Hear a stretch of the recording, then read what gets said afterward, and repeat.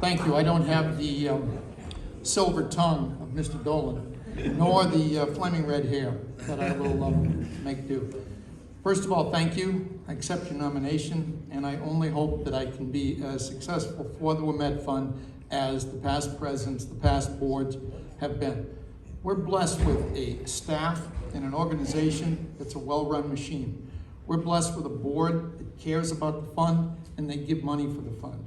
We are entering into a tremendous period where, as Jim Moriarty has told us several times, we're going to get over 3 million. I don't know what day or what month or what year, but we're going to do it. And we're all going to celebrate that on behalf of our scholars.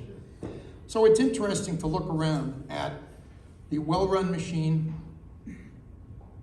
under the leadership of Colin McGuire. Where is it?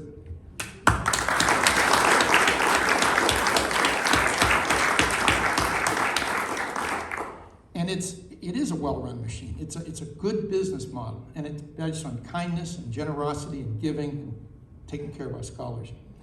But at the beginning in 1913, that whole story didn't start with a well-oiled plan. It started with serendipity. Francis Ouimet won the Massachusetts Amateur that year. He then went down to Long Island, and he was in the quarterfinals of the U.S. Amateur. And then they invited him to come to Brookline, and we all know what happened. He won the U.S. Open, and that's the beginning of this organization. So a little bit of serendipity. Oh, there's another serendipitous point, too. The U.S. Open was played in September. Usually it's played in June, but it was played in September that year because Mr. Varden and Mr. Ray could only come in September, and they had their cash matches all set up, and that's why they played in September. So from that serendipitous beginning, we now have this tremendous organization. So let's have a round of applause for Francis Ouimet.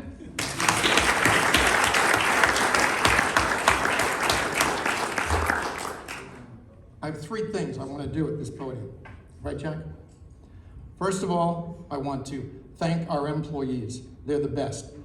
Guys, what you do for our scholars is remarkable, and thank you for all you do. You're led by Colin, but each one of you has a leadership role in your own. Thank you.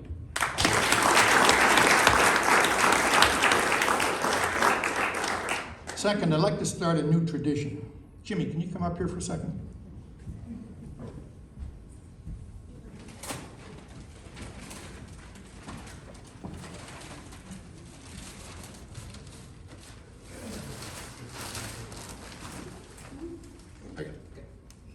Jim Moriarty has been the consummate president. Scholars first, donors second, board third, himself last. He's been tremendous. He's a model for all of us. He's kind, he's got an optimistic outlook, and he's a little bit of a manager who runs a very good meeting. To that end, he will always be known as our pandemic president. So I want to reward, thank, and acknowledge Jim with a little gift we put together that we hope you'll like. Oh.